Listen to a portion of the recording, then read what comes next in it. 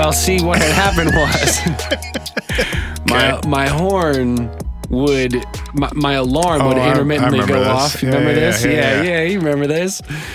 And so what I had to do is go into my fuse box and pull the horn fuse. I guess that's one way to fix the problem. And then drive around without a horn. So if someone was going to run into me, I just had to like slam on the brakes. Keep an air horn in the cup holder. But roll down the window with a boat horn. I can't lean out of my sunroof though, because my sunroof is currently glued shut because it leaks.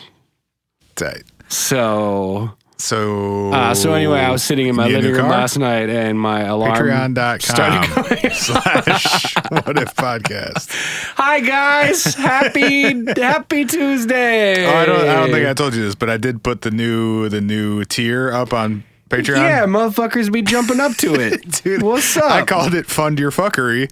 And in the description, I said we promise to do dumb shit with your money, and people started giving us money. So thanks, guys. So for those of you who don't know, we get new listeners all the time, so we can't assume everybody knows. We do a free episode of the show and a paid episode of the show every week. You are currently listening to the free episode. The paid episode comes out later in the week at patreon.com/What If Podcast.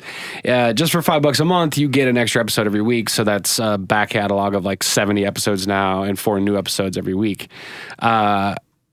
We decided to add another tier outside of the $5 tier to get those episodes, just called Fund Our Fuckery, because as you all know, we have done things like go to Area 51, go to Colorado, and go to alien conferences in community centers in the middle of fucking nowhere. That was Bigfoot. Come on, Ryan.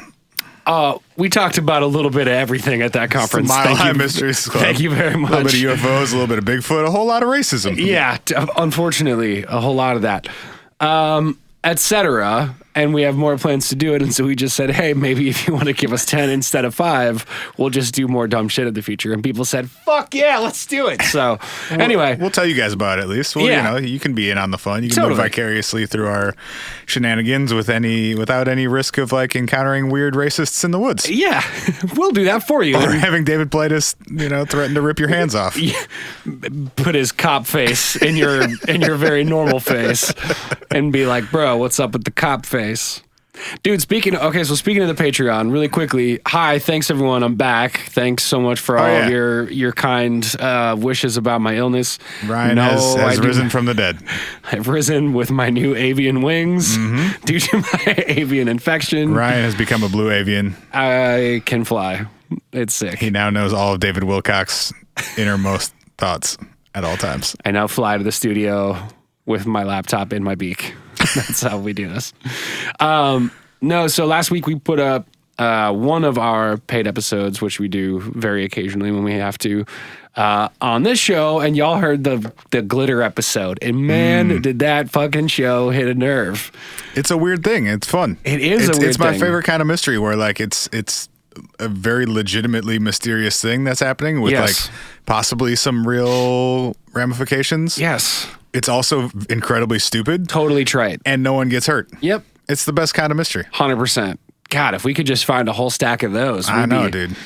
It's unfortunately people get hurt in a lot of things. Yeah. I kind of wanted to cover really quickly. We did have a few people write in with theories, and I wanted to see if any of the theorizing has changed your theory on what it is. Great.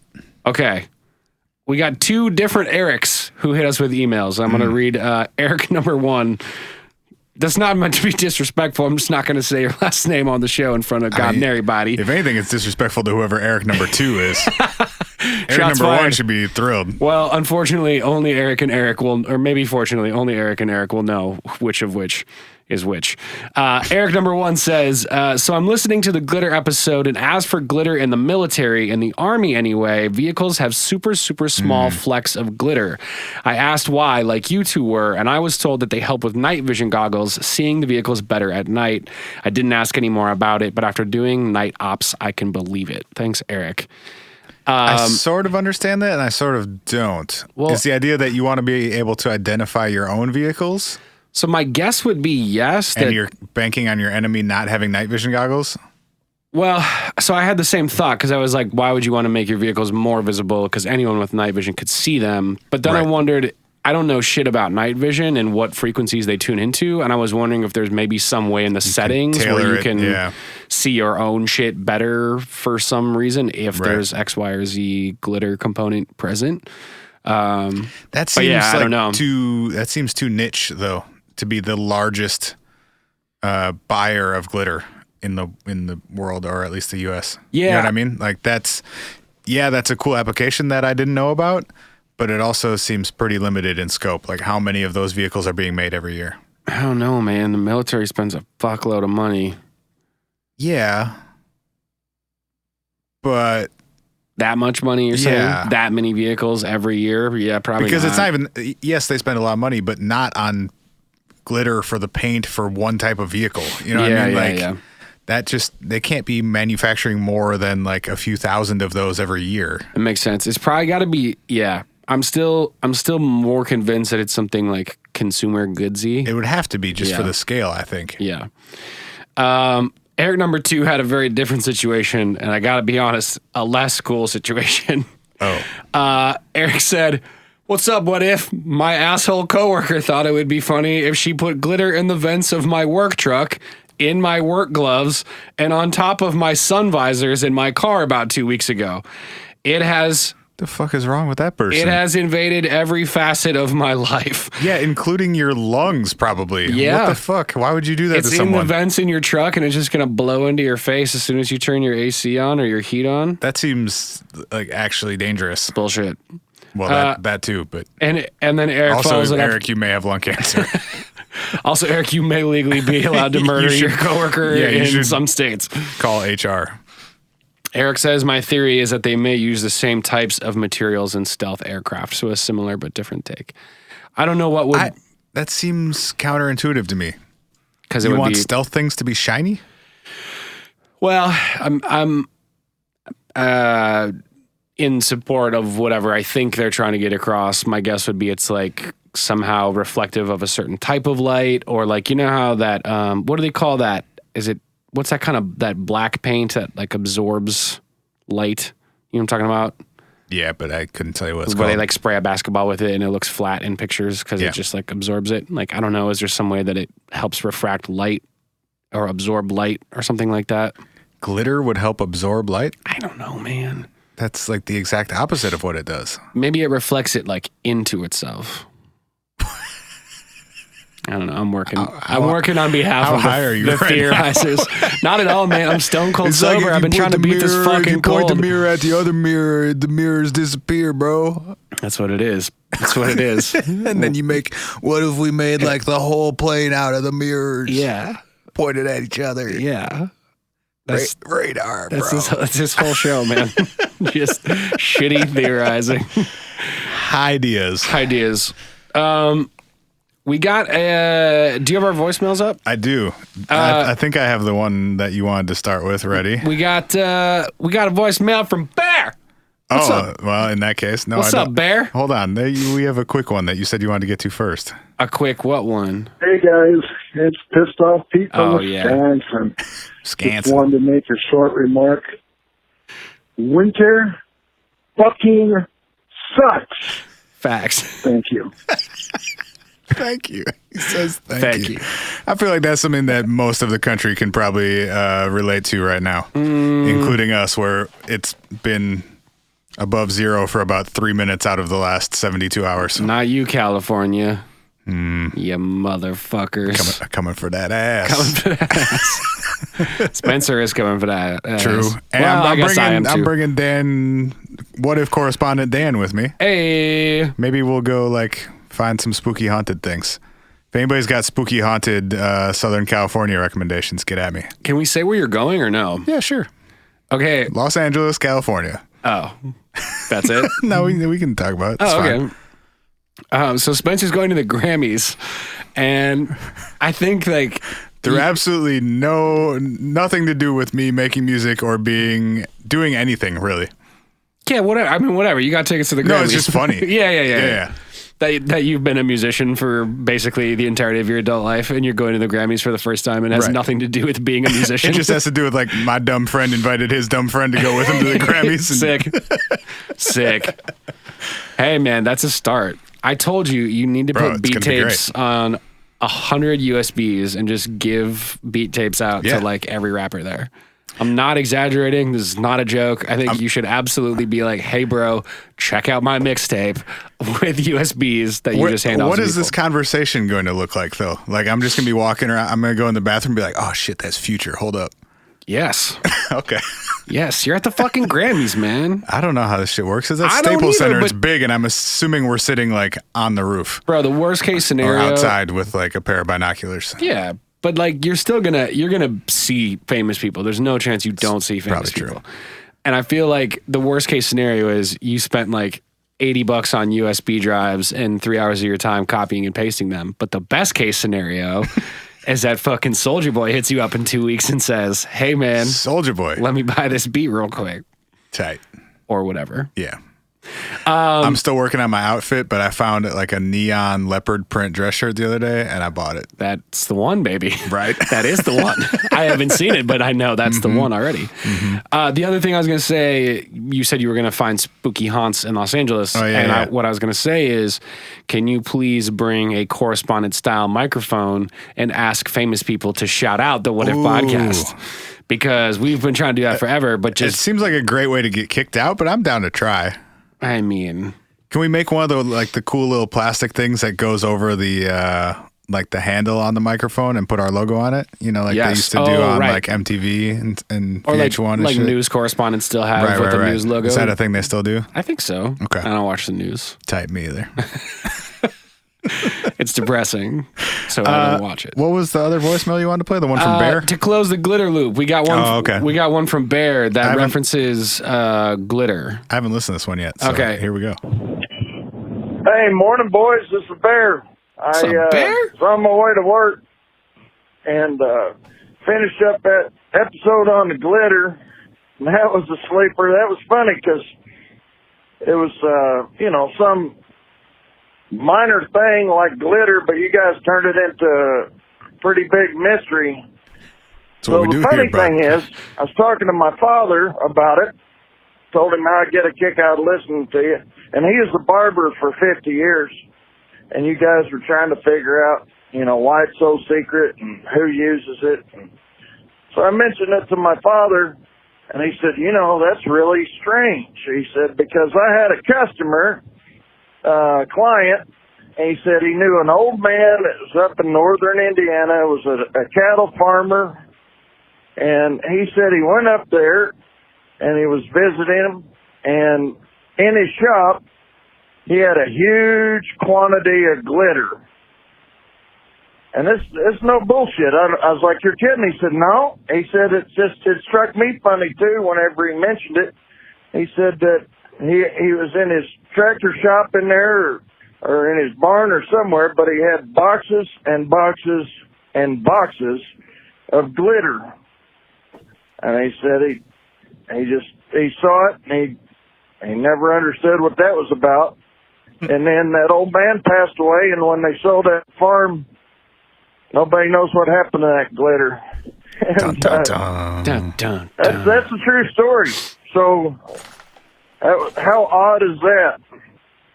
Anyhow, boys, really enjoyed bringing in the new year with you guys. Happy New Year, Bear. Hope you're feeling better. Thank you, sir. I'm sorry to hear you're sick, but hang in there with them, boys. I got to get to work. Will do. You do the ding-dang same, Bear. We love you. Thanks for calling in.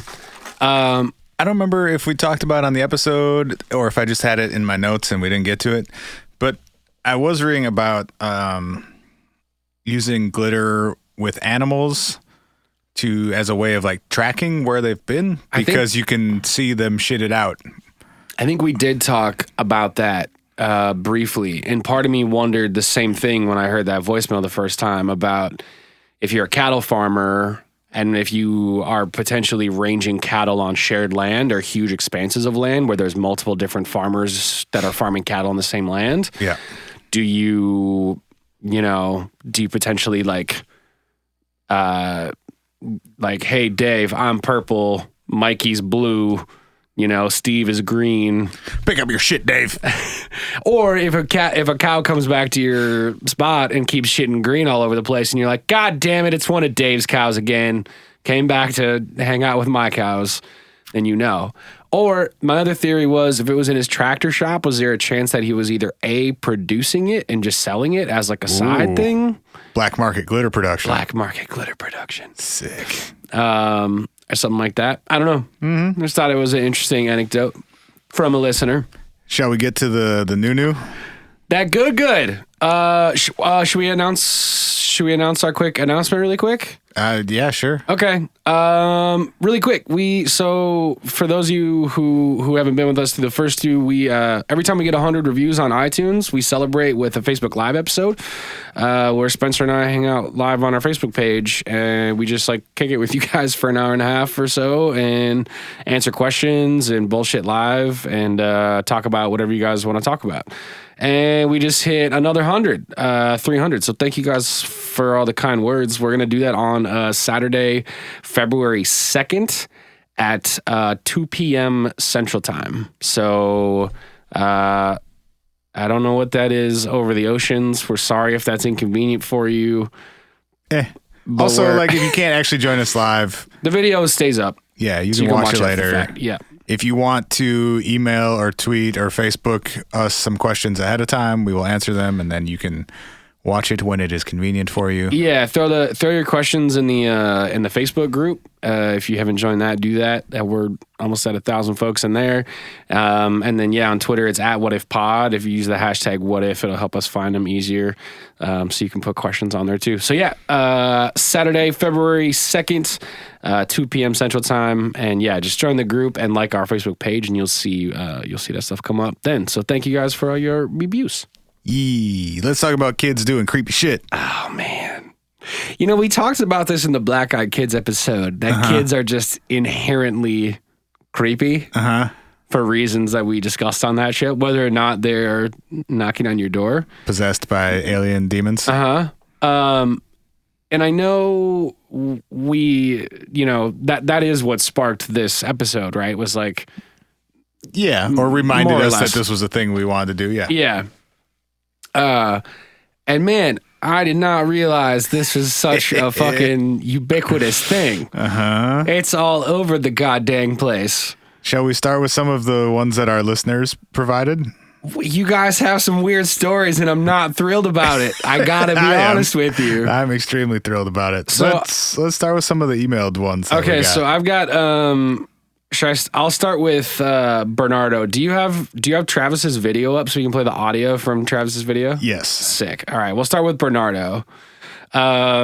So Bernardo writes, "Hi guys, as requested, here's a real creepy story about kids and ghosts.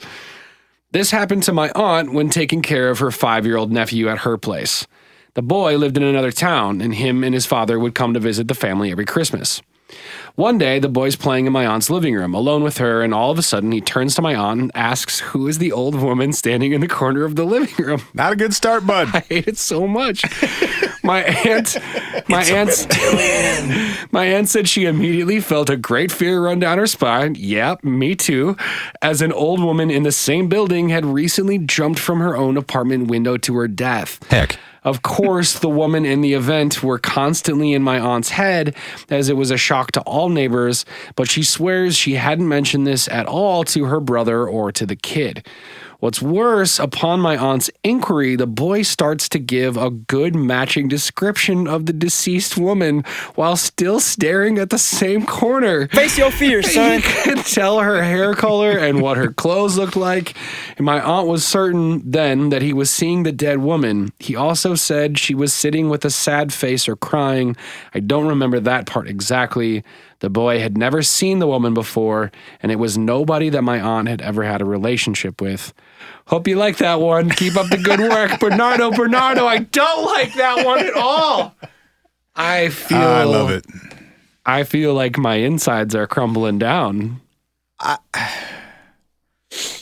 What's always weird to me and makes these stories like somehow more and less believable at the same time is that the kids never seem too bothered by it. That's a really good point. They don't like shriek and run from the room kind of thing. No, just, hey, who's that old, sad, possibly dead woman who just appeared in the corner?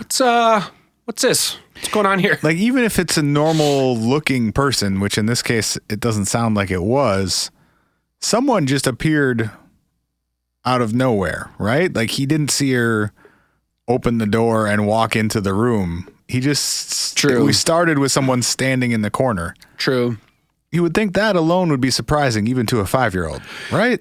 Yes and no. I do think kids sometimes kids have a hard time with object permanence in general, so I think they're probably... Not at 5, typically. Yeah, but I don't... Yeah, you're right. I guess more so what I mean is like things just showing up and leaving maybe still aren't like all that creepy to them, you know? I feel like when you're a kid, things just sort of happen and you're just like, oh yeah, now my plate of food's here.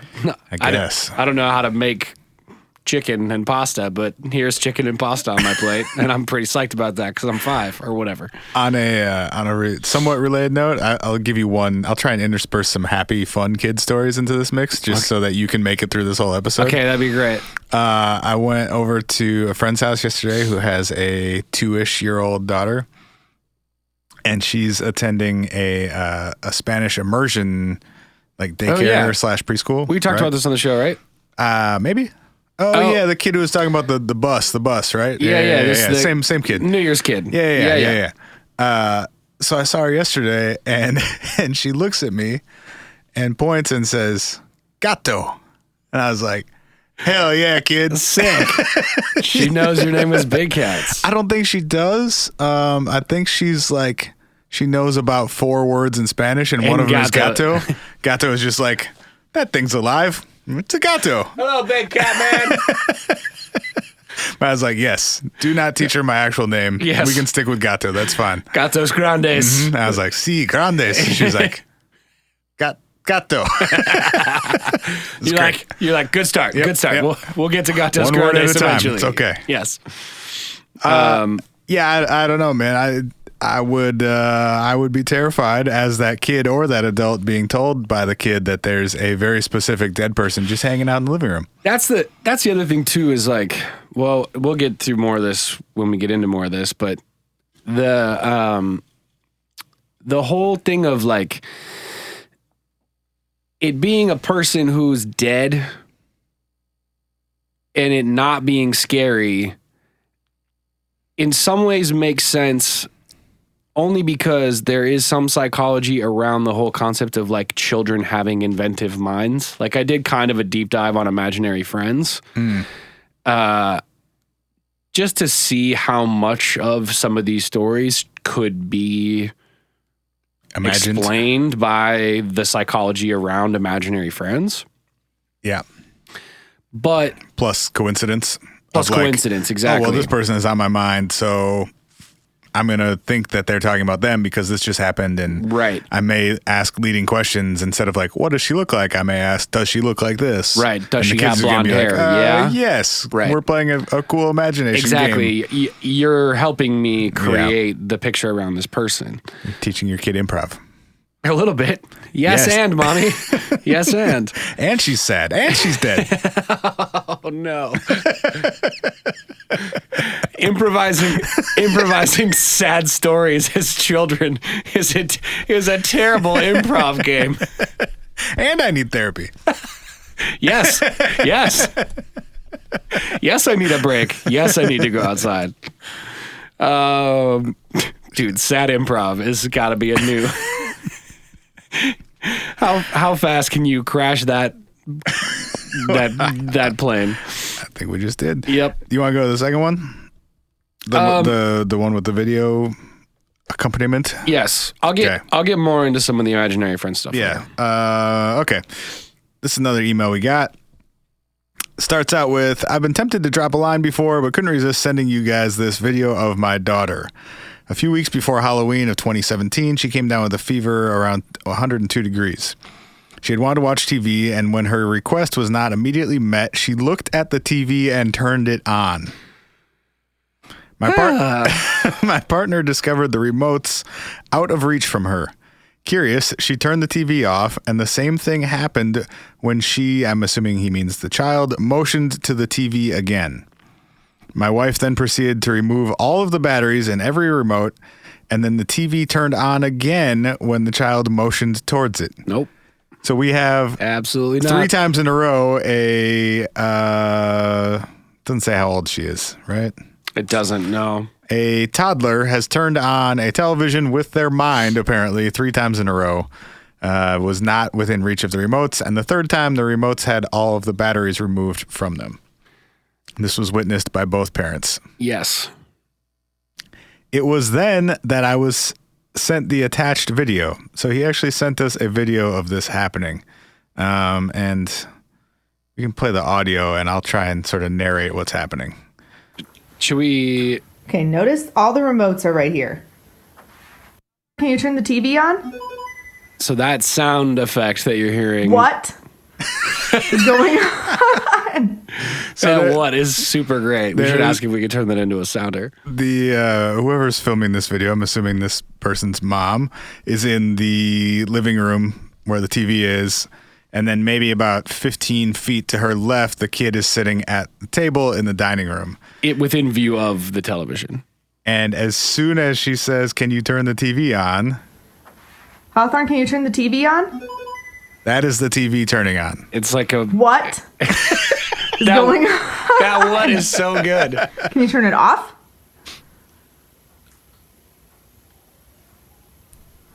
So she... You can't turn it off, just on. Okay, let me turn it off. So the mom turns the TV off with the remote, sets it back Remotes are all down. right here. Can you turn it on again?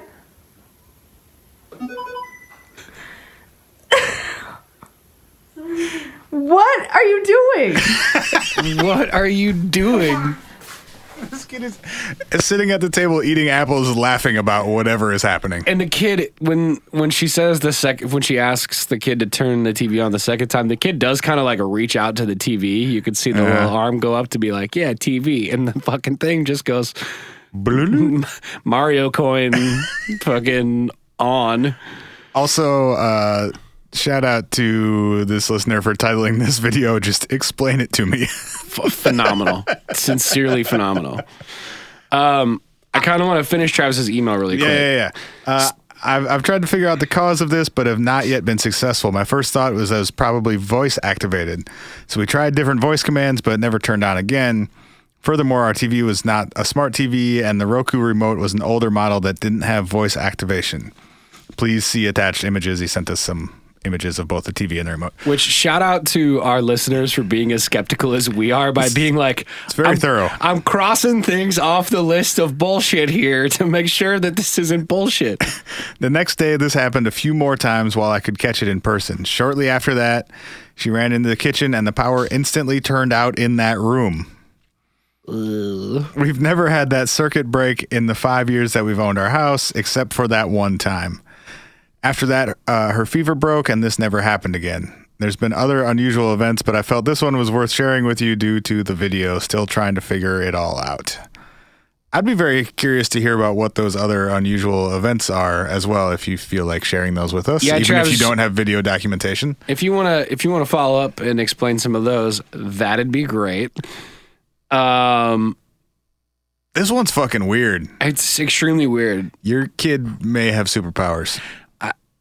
I'm not like a huge Dragon Ball Z fan, but I do want to say I think there's a chance your child's just going Super Saiyan every time they enter a room where you ask them to do something, and they just overtake control of the situation.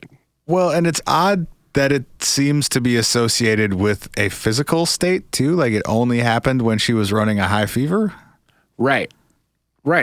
So I'm saying, charged up, man. Super Saiyan. Yo, I'm going to need you to get that kid sick again. Just have her start licking stuff. Get that fever as high as possible. Hey, just... Who knows what happens at 104? You guys... She might be like... Oh, true. We only got to 102. She fucking fly when she's... Take her to the doctor, make sure she's safe and supervised while this is happening.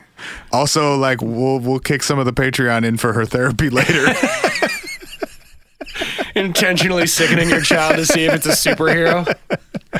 Honestly, just bring your kid over to the studio. I'll give it a high five. Absolutely I'm not. probably Don't do still that. contagious. Please don't do that. No, you're right, man. What if it is getting like more and more intense? I'm saying. What happens if it goes the other way? Maybe it's just when the kid is like temperature-wise off balance. What if the kid's freezing cold, and all of a sudden it just starts shooting fireballs out of its hands? Turns into Mr. Freeze. Or that too. Chill out. I'm just saying, when she was hot, she took power out. So maybe if she's cold, she can like put energy out. Right. Yeah, right. I right. mean, like Storm. kind of like Storm. Yeah. Yeah, sick. There you go. Not Mr. Freeze. Oh my God, your kid is an X-Men. That's so much better. That's so much more accurate. Your child is an X-Men. Cool. Solved. Well, sorry we called your kid a mutant. Let's go to the next email. Thanks, Travis. Thanks for writing in. I kind of want to shout out Travis's band, but I don't know if he wants it to be shouted out. I'm already going to edit his kid's name out. Let's not put any more information about him. Did you say the kid's No, name? but it's in the video, and I didn't realize it until we played it. And now you've said his name about 20 times. Well, his name is fine. He emailed in with his first name. Let's not say anything more about this dude. Okay. Thanks, Trav. God damn it. Stop saying his name. We'll use our elephant sound effects again. All right, your turn. Okay, well, I think the next best thing that we need to turn to is back to our voicemails. Which one? We have some stories from official What If correspondent Rob Christofferson. Roberto. And he's disturbed us with his stories. Did you see, by the way, that Ja Rule tweeted this morning? We have been hoodwinked, bamboozled, led astray, run amok, and flat out deceived. Ja Rule tweeted that? The video or just the text? No, just the text. What? And instead of we, he said I. Is it the Fire Festival documentary stuff that's going around? Mm-hmm. That's a pretty sick legal defense, isn't it? Just quoting Stephen A. Smith quotes will get you out of any bind you may find yourself in. Hey, Ja, did you take people for a bunch of money? Hoodwinked, bamboozled, led astray, run amok, I was and deceived. flat out deceived. I was hoodwinked. Ja just out here like fucking only speaking. Ja's lawyer is Stephen A. Smith, so he's just going to use sounders of Stephen A. Smith. Oh, boy. All right, here's Rob's voicemail. Great. What's up, boys? It's your good pal, Rob. I got a couple of weird stories that relate to my niece and nephew. So this was maybe back in 2009, 2010, somewhere around there, and my sister gave me a call. You know, this was back when I was doing like paranormal investigations on the regular and stuff. Mm-hmm. And she was telling me that my niece was seeing this ghost child in her house. And so I came down and I talked to her, and she goes, yeah, his name is Patrick. He looks like he's about 10 years old, and he doesn't have any eyes. I'm disturbed. Black holes where his eyes would be. So it was really freaking the kids out. So they basically just nailed a cross by the door, and everything stopped. In the next house they moved into, I always got a weird vibe in there. And I spent the night there a few times in my what is now my nephew's bedroom, and every time you slept there, you always got the feeling that somebody was standing in the corner watching you while you were sleeping. And it always felt like it was this old man wearing a suit of some kind, like an old, like really nice looking suit. And it was maybe like a couple years after I, spent time in that bedroom, where going out to, I want to say it was like a restaurant or something like that, and my nephew's telling me about Slender Man. And he's like, yeah, Slender Man stands in the corner of my room every night watching me sleep. And I'm like, okay, yeah, we're done here. We're done. But, yeah, those are some interesting, weird child-like stories. So hope you enjoy those. Later, Jen. I'm disturbed. I don't know why I decided to do this. Thanks, Rob, I think. Curious part, many curious parts about that, but one thing that stuck out to me is the description of the man in the suit, saying that it felt like there was a person, and then proceeding to give a visual description of a feeling. Yes. Which I've heard before, and having not experienced such a thing doesn't really make sense to me and makes me wonder what that experience is. It's not like a physical thing. Apparently, it's not even a visual hallucination. If it's a hallucination of some kind, it's a sensed presence that also has physical, visual traits somehow. I totally know what you mean, and you're right. We do kind of encounter that style of framing stuff occasionally. It sounds similar to some descriptions that people give of their like sleep paralysis experiences, where I could feel someone sitting on my chest and she looked like this, or I knew there was somebody like under my bed or a creature and it looked like this, or it was doing these things. Yep. Where it sounds to be like a psychological experience, but there also seems to be some sort of physical aspects to it. Yeah. I was going to go to the sleep paralysis stuff too, because I was going to connect that to the only way that I can connect to it is through, you ever have a dream and someone's in your dream, but you don't see their face, but you know it's them. Right. Yeah. Like that's what I thought of when I heard Rob's voicemail. And that's what I think of when I think of these types of things, is it's like, that almost seems different to me though, because you're assigning features or traits to an incomplete idea. Like you're seeing a person, but the person may not have, if you think back later, it's like, well, no, I guess I didn't really see their face. Yeah. I just kind of like, it's your brain filling it in with something that's familiar. This is both unfamiliar and you're not filling in an existing thing. He's not saying that he saw someone at all. He's saying he sensed something. Right. Without any visual information, but got the sense that it looked like this specific thing. Right. And he's not saying it looked like my friend Tony, and here's what Tony looks like. It was this guy in a suit, or it was... Right. I mean, I guess the example of Slender Man is a little different because that's a culturally familiar thing. Topic, yeah. But it's like a projection of an image almost into your brain that's not being taken in by your eyes, but is like still somehow physical, maybe? Yeah. I don't know. It's a weird phenomenon that pops up in like a few different areas of the paranormal weird shit. Totally agree.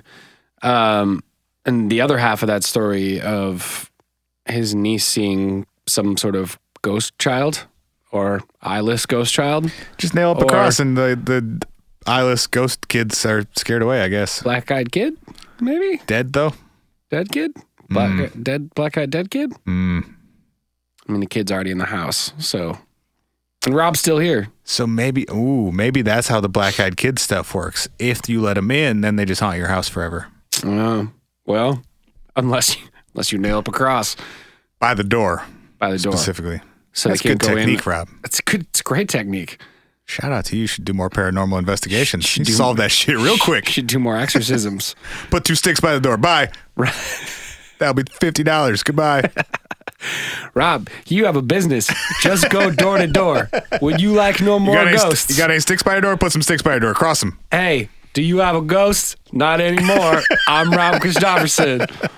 Bill's in the mail. I'm here to unghost your house. Don't let any more kids in. I sell vacuums and crosses. Suck the ghost up in the vacuum, put a cross on your door. See you never, because you won't need me ever again.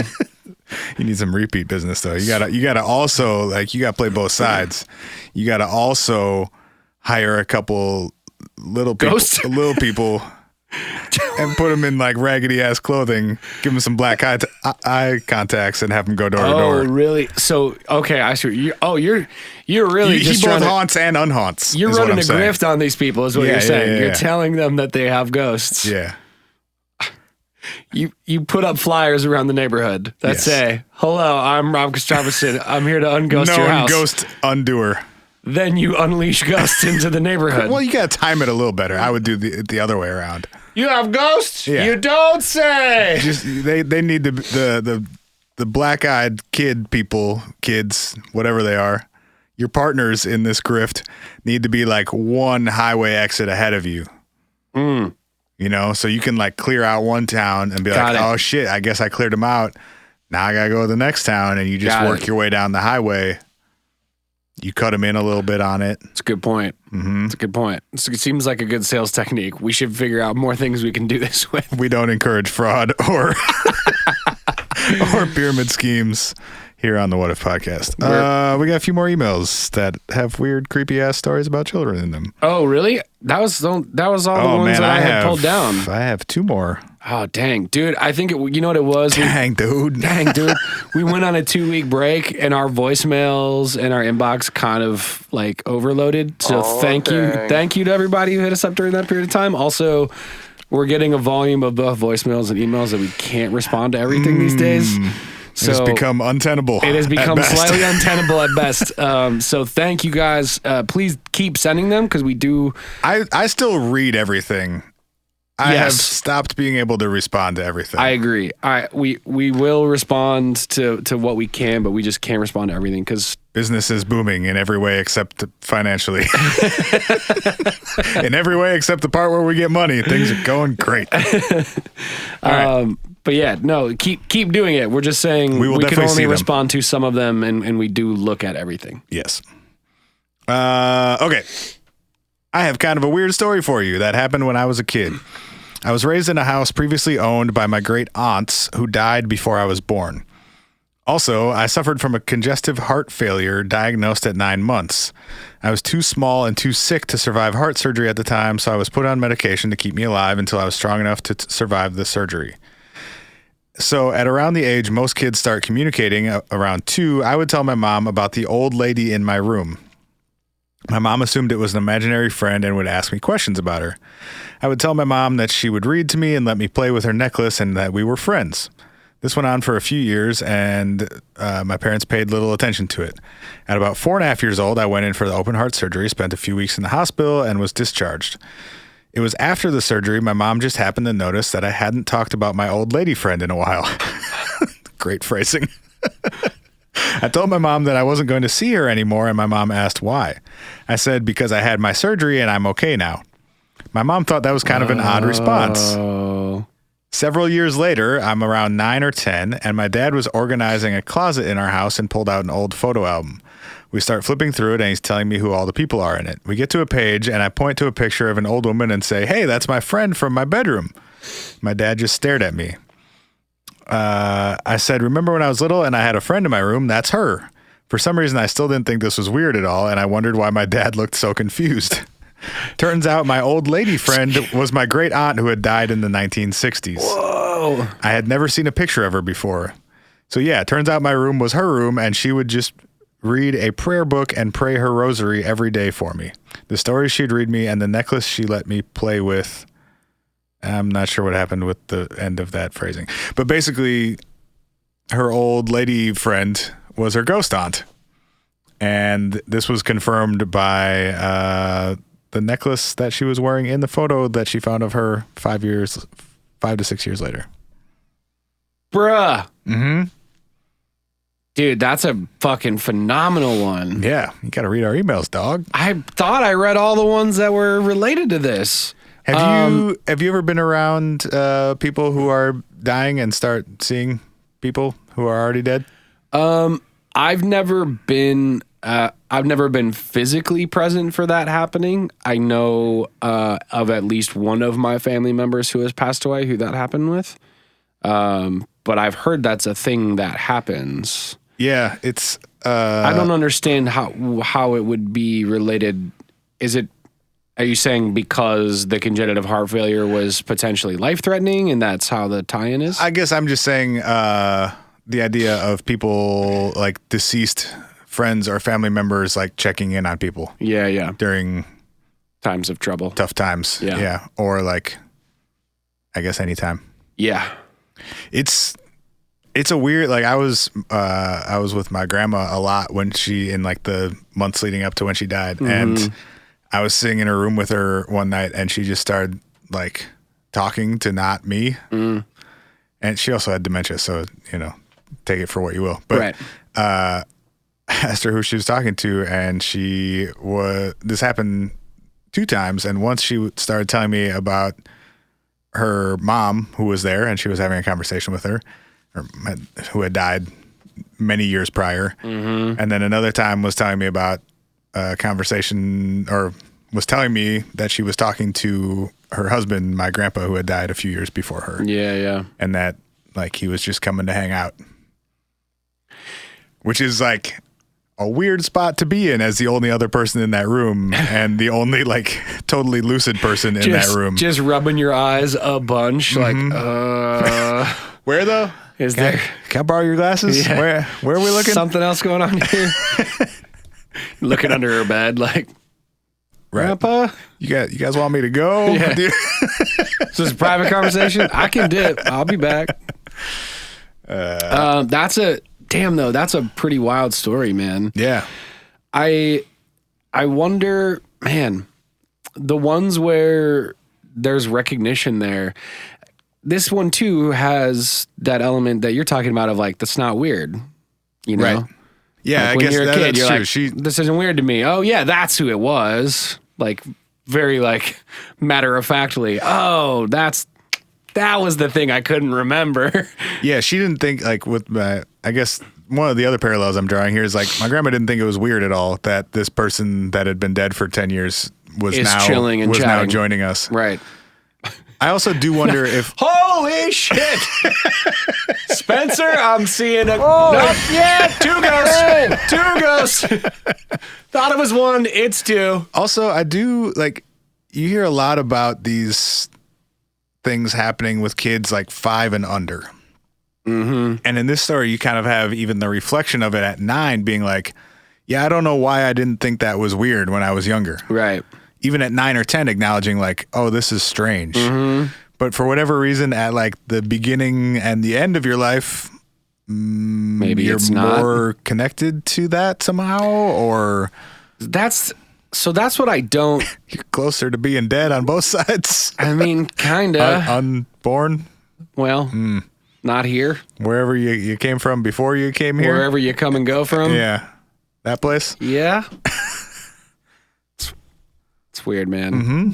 It's weird, man. It's one of the weird things that make me go like, well, maybe there is a place that's like that. If this is a thing that happens on either side of it, and you're connected to people or things. I mean, even if they're like in the initial example we talked about with the woman in the corner, it's not even a fucking family member. It's just connected to that person's presence also, or whatever you want to call it. That's rude. Go back to your own room if you're going to haunt something. Don't haunt my apartment in the same building. I'm trying to play with my toys in here. Right. Like, go upstairs. We have one more from a listener. You want to hear it? Yeah. Okay. So you said you wanted stories about kids who had past lives. All of these are my youngest daughters, and they were all from roughly 2 to 4 years of age. I'm assuming he means the stories are his daughters. When she was about 2.5, she was sitting at the table and coloring, and I hear her chatting away like she's talking to someone. At this point, I was in the kitchen on the other side of the wall, and she could not see me. I moved closer to her without becoming visible to her and heard her talking about how much fun they had at the dancing barn, and she sure was sad about what happened to this person. I asked her who she was talking to, and she said, my friend who died on the way home from the dancing barn. You know. Yeah, duh, Dad. Dad. I figured, okay, she's 2 and she's making up a story. Also, that is some pretty advanced English for a 2-year-old. You got a smart kid. True. He asked, how did your friend die? Thinking that we're playing some sort of imagination game. Right. And she replies, she was riding her bike home after the dance and someone in a car hit her. I asked, what was she wearing? Trying to scan for any TV, movie, or anything else that she may be like show she may have been repeating to me. Right. She said, oh, she had the most beautiful dress that she just picked up from the dressmaker. I don't want to be too skeptical of our listeners, but that is not how 2-year-olds talk. Which part? That dressmaker? No, 2-year-olds know the word dressmaker. 2 to 4, he said. He said 2.5 at the beginning of this. Oh. Well, also, like, I don't know, dude. I've seen some wicked smart 2-year-olds say some buck wild shit. And also, counterpoint to my own point, maybe that lends some credence to the story in terms of like, this is not her saying these things, or these are not her memories. She is recalling the memories and language of another person. Let me carry on with the story. Yeah. At this point, I just decided it was weird and noped out of the conversation. Yep. One afternoon while playing outside, she got a splinter in her foot. So my oldest son and I set her down and started to try and get it out. I told her that I have to use tweezers to pull out the splinter and that she needed to hold her foot really still so I can get to it. She says to us, "Okay, do I need to bite down on a stick?" I mean, you can. When asked, that's something you're into, kid. When asked as to why she would need to bite down on a stick, she says, "Well, when I was in the war and they had to take my leg off, I had to bite down on a stick." Dude, that sentence is so good. So good. In parentheses, okay, ... what the fuck, in all caps. Dude, if my kid says some shit like this to me, I'm gonna fucking freak out. He responded with, "It's just a splinter. I don't think we have to cut your leg off." Oh, sick. Thank God. She gave us the name. Of course, I can't remember it now, but made a mental note of it at the time. I sent my oldest to write it down. After the splinter was removed, I looked up the sergeant that she mentioned. So this is written a little bit confusingly. She said when she was in the war, they had to cut her leg off. Yes. And she had to bite down on a stick. Yes. And then she said the name of a person that she used to be when she got her leg cut off. Sweet. He writes down the name, goes to Google it, and finds that this was a real person who was a sergeant in the Civil War and had one leg amputated from the knee down in a field hospital. Bruh. So this kid has at least 2 past lives. And then the last one, she said, one day while watching TV with my husband, she said, the kid says something to the effect of, "That's the first time that I was a prince and I was in the long black car with my dad, grandma, and grandpa, the king and queen, and the bomb went off and killed me." Just unprompted, volunteered that information. Sick. We asked some follow-up questions and got enough information to Google something that revealed there was a car bombing by the IRA that killed a prince. Also, every time when she was that age, every time we'd go somewhere that we'd never taken her to before, she would say, "I've been there. My old grandpa used to take me there." My old grandpa. Grandpa before grandpa. When she turned about 6 or 7, most of the stories and memories seemed to start fading. She's now 7, and if I ask her about these things, she can recall a few details, but not much. See, it's so weird to me that I don't know how many people know these stories from other people, but it is like at age of 5, 6, 7, it all just starts not happening anymore.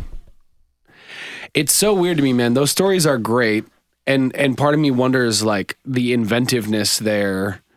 You know, sometimes with stories like that, I go, you know, are you watching enough Disney movies that, like, you can somehow concoct some of this stuff? But, like, I mean, kids are imaginative and unfiltered. Yes. At that age. Yes. But the specifics of some of it are bizarre. Very. Like, these are not known stories. Yes. And they're details that seem to align with real things that have happened. Yeah. I mean, you can take away, like, whether or not there was someone, you know, who had their leg cut off in a war, but just even the detail of, like, biting down on a stick. Like, why would she know about that? Know about that? Yeah. We know about that from, like, watching Little House on the Prairie or something like that, but, like, Saving Private Ryan or whatever. But, like, yeah. Well, I mean, why would who a knows? 2 to 4 year old have those type of details in their brains? I don't know, dude. You got other things you're trying to get to? I mean, I have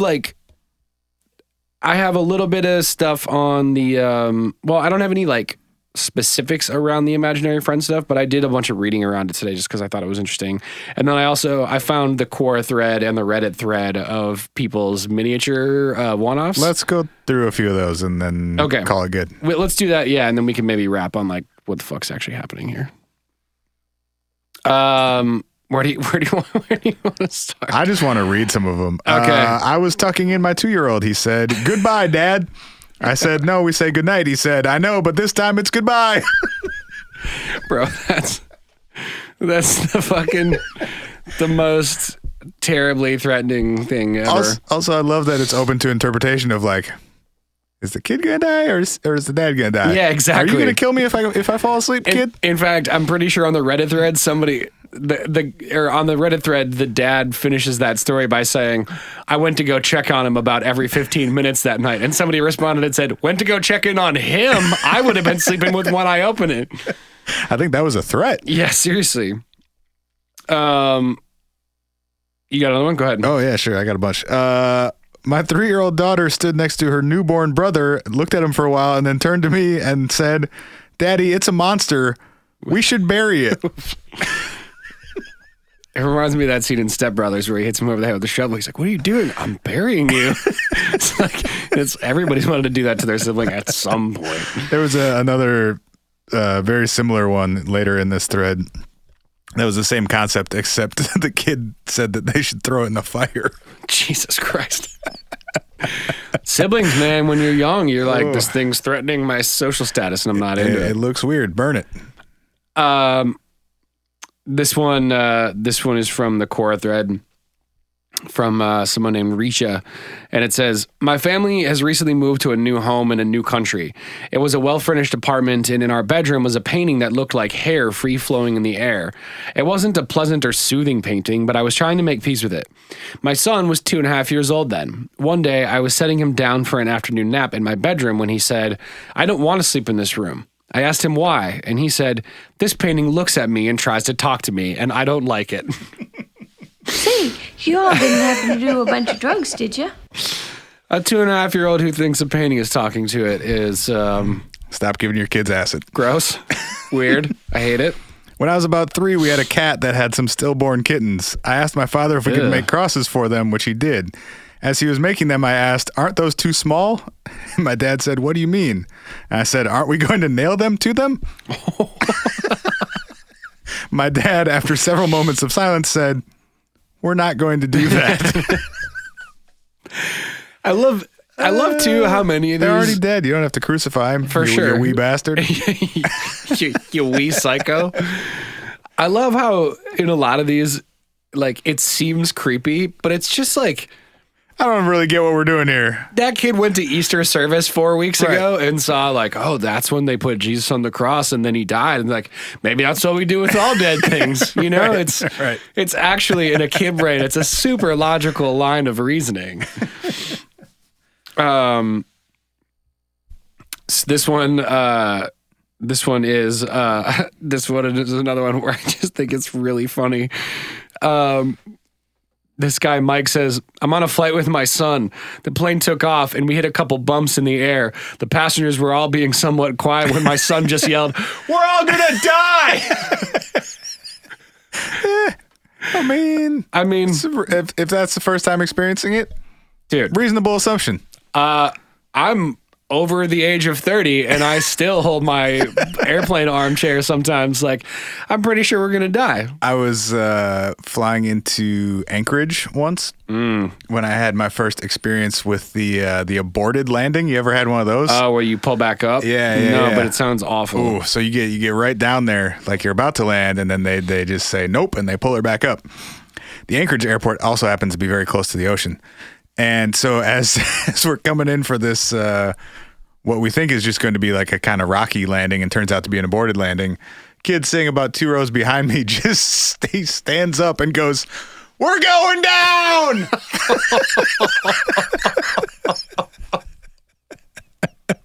And it was actually like, it actually had the opposite effect of like loosening everyone up a little bit. Yeah. Most people thought it was pretty funny. But dude, like, kind of like, I mean, didn't stand up, but like pushed himself up in his seat. He so did that that he could David after Dennis thing where he's trying to push himself out of his chair to scream louder. We're going down. Dude, that's terrific. Which is totally like, you know, saw it in some movie or something, or like, yeah. Or seemed appropriate. Or he just was like, this is straight up what's happening right now. This is the end. We are going down in my brain. I believe this to be true. I got one more. One day I asked my kid why he had done something particularly stupid, and he answered, I don't know, I'm not driving this thing. I'm just along for the ride. Which is my new favorite excuse for everything. That is 100% Ja Rule's next tweet. I think, like, I like Ja Rule, did you have anything to do with defrauding these people of their money in relationship to the Fire Festival? I don't know. I'm not driving this thing. Oh, okay. I like referring to your own, like, physical actions that way, though. Like, I'm not driving this thing. I'm just here. I don't fucking know. Sack of flesh. I don't know what this thing is doing. I'm just stuck in here. I'm not in control of it. It does what it wants. I'm just here for the ride, man.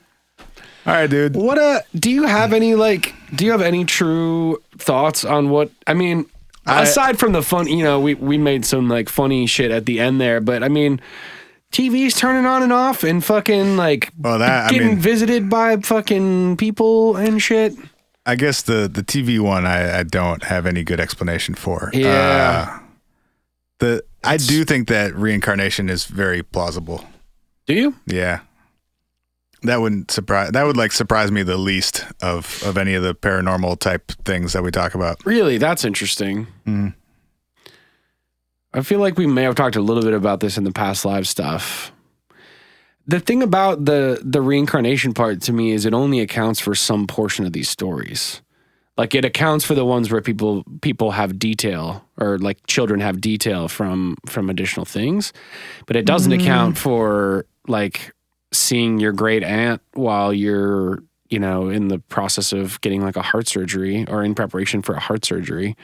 You know, yeah, I mean, I don't know if there is like one explanation for all. We talked about a pretty wide range of things. Sure. I think reincarnation could definitely be in play. I think there might be something to when you're new to the world or on your way out of the world, you experience it differently. Yeah. I wouldn't be surprised if people, if you take the premise of, okay, reincarnation, past lives, whatever, it seems like a fairly logical next step that we might remember pieces of those and would remember them better when we're younger. Yeah. Much as you might have a pretty good recollection of a dream right when you wake up, and by noon it might be gone and you forget that it ever happened, or maybe something, you might remember a little piece of it if something triggers it later in the day. But, and that one kid's a mutant. One kid is a mutant. Get it into Dr. Xavier's school for the gifted, or whatever it's called. For being a total badass. I do think there's something else to be said for hitting a really perfect age of no filter and total inventiveness. That's and also definitely happening with some or most of these. Yeah, like you're, especially from the ages of 2 to 5, just discovering language, still not having like the inventive, creative, imaginative, imaginary friend parts of you, like stripped from you by get in line, wash your hands, go to lunch in like kindergarten and shit like that. Yeah. I think there's got to be some sort of perfect like cross section there of the child brain developing, but not being too developed into our societal customs. Right. We don't know anything about how social interactions are supposed to work yet. Which means you totally can just be like, I don't know, there's a dude in the corner, and you can just say that and you don't see care. What happens. Yeah, you don't care. Right. And maybe that is like your friend and you are creating that friend to hang out with. Like some of the stuff I saw about imaginary friends is It's often single children without siblings. It's often eldest children who. But it is though. I think it's literally inventing little wee lonely bastards. Yeah, it's like inventing social interaction to have in situations where you don't have as much of it, or like practicing.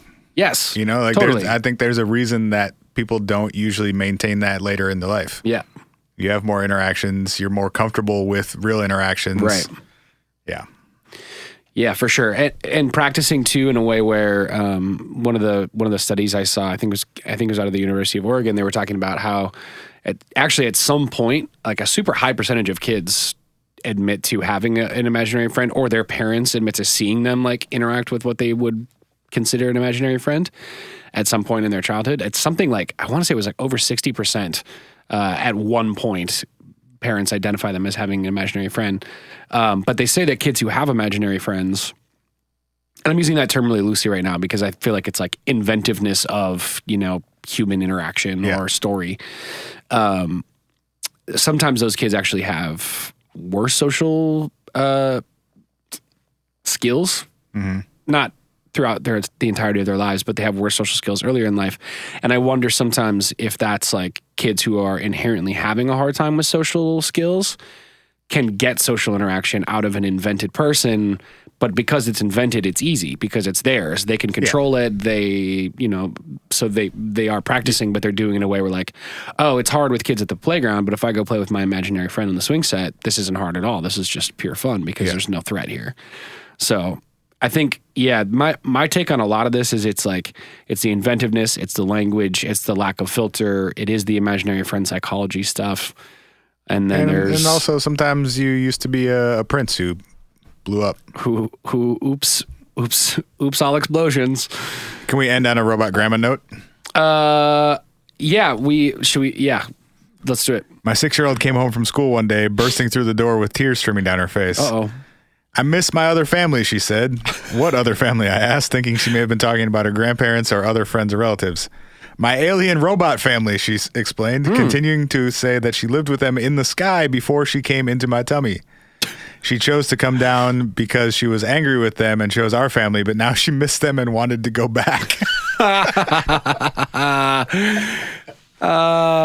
Fuck you, Mom. I'm going to go live with robot space grandma.